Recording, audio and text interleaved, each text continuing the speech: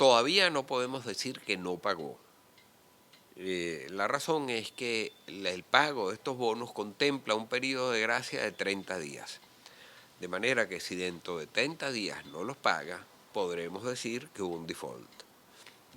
Hasta el momento se está acogiendo al periodo de gracia. Lo que sí es un hecho es que PDVSA le correspondía pagar por los cupones de intereses de esos bonos 535 millones de dólares. Y hasta la fecha lo que ha pagado es 130 millones de dólares. El resto se está acogiendo al periodo de gracia. Eso llama mucho la atención.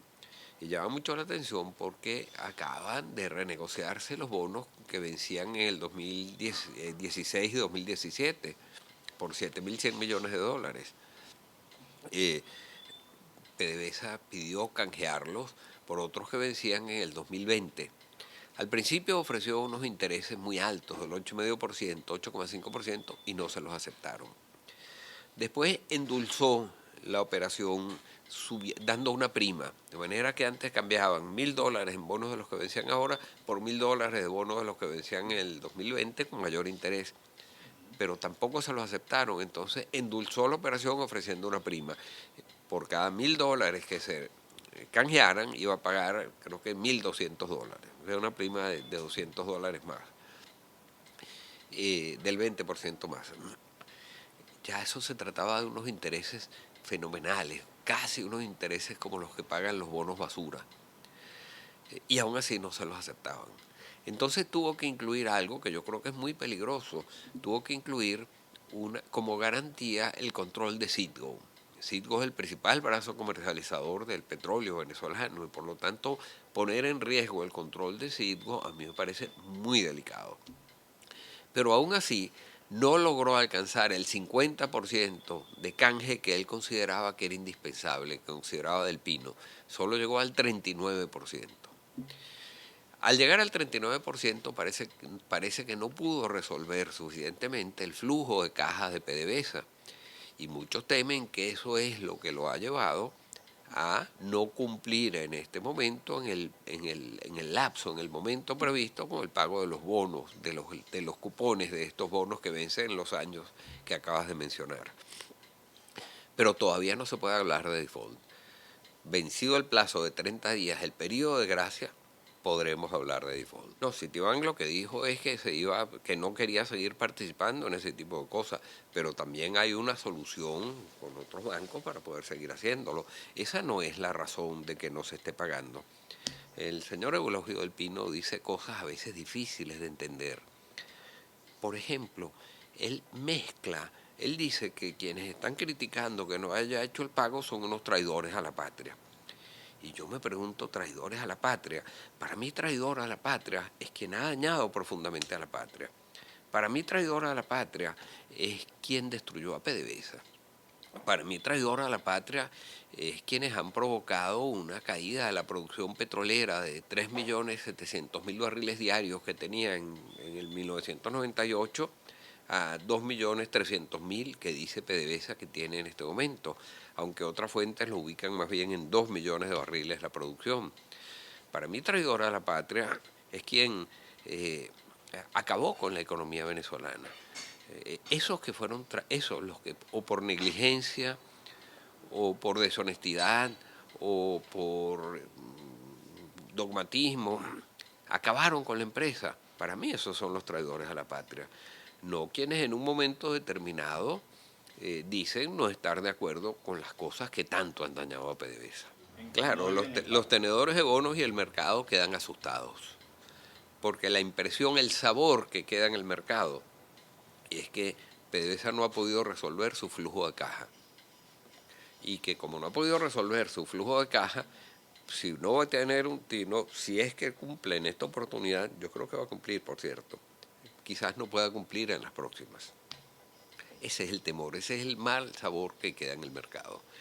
Ahora, pareciera que todo va a depender de una reunión que hay el 30 de noviembre en Viena de la OPEP, donde el gobierno está tratando de que los demás países de la OPEP recurran a la vieja política de aplicar recortes de producción a distribuirse entre los socios para que el precio del petróleo suba. ¿En qué consiste lo que allí se va a discutir? Eh, Se habló en una reciente reunión en Argelia de que los países de la OPEP iban a disminuir 700.000 barriles diarios la producción y que si los países de la OPEP lo hacían, Rusia iba a congelar su producción a los niveles actuales. Rusia no puede bajar producción porque sus yacimientos son muy complejos y si ellos cierran pozos, los pierden. Rusia solo se compromete a congelar la producción si es que ningún país de la OPEP aumenta la suya. Bueno, el problema es que si en Viena no se logran poner de acuerdo en una rebaja de la producción de todos los países, y digo, pueden no ponerse de acuerdo porque Irán está diciendo que no está en condiciones de bajar la producción, Nigeria lo está diciendo, Irak lo está diciendo, de manera que si no se logran poner de acuerdo para bajar la producción y los precios caen, entonces el temor del default con respecto a los bonos de PDVSA en el futuro se haría mucho peor. Esa es la relación. Si se hace el recorte de producción y eso permite un aumento de los precios, probablemente se alivie temporalmente la situación dependiendo del nivel al cual llegue el precio. Pero como en la estructura, el mercado experimentó un cambio estructural, si el precio sube demasiado, eso constituye una amenaza gravísima para Venezuela. Y constituye una amenaza porque cuando pasan de 50, 60 dólares el barril, inmediatamente se vuelven a ser atractivos los yacimientos de petróleo de lutitas en los Estados Unidos, el fracking, esta nueva tecnología. Concretamente se acaba de anunciar el descubrimiento en Texas del mayor yacimiento de petróleo de lutitas en los Estados Unidos. Si el precio llega a subir como consecuencia de un recorte de la OPEP y de un congelamiento de la producción de Irán, de Rusia, pues muy probablemente se acelera enormemente la explotación de ese yacimiento y de otros ya grandes yacimientos de lutitas que tiene a los Estados Unidos, lo cual saturaría el mercado y volverían a caer los precios aún más. De manera que estamos, ¿cómo decirlo?, estamos entrampados.